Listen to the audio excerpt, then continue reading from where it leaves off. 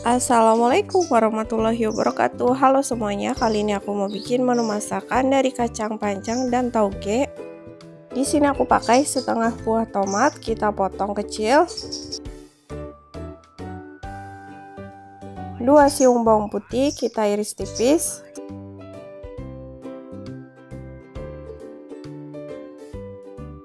4 bawang merah, kita iris tipis juga.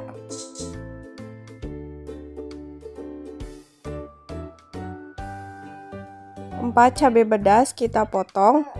Buat teman-teman yang suka pedas bisa ditambahin lagi cabainya sesuai selera. Kacang panjang ujungnya kita buang, kemudian kita potong. Di sini aku potong kurang lebih 2-3 cm.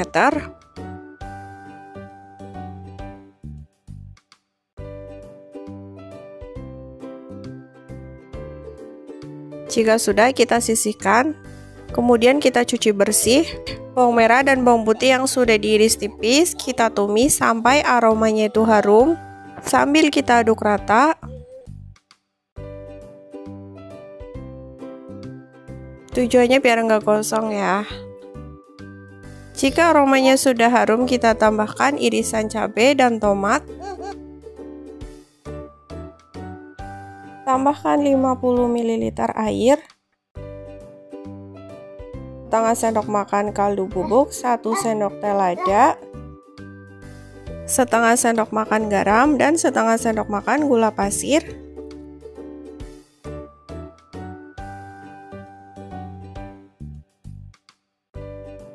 Aduk kembali.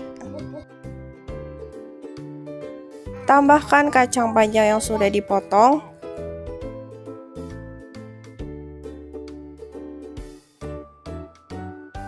Tambahkan sayur tauge, tunggu sampai layu. Jika sudah layu tandanya sudah matang dan bisa dites rasanya. Kalau misalnya ada yang kurang bisa ditambahin lagi sesuai selera.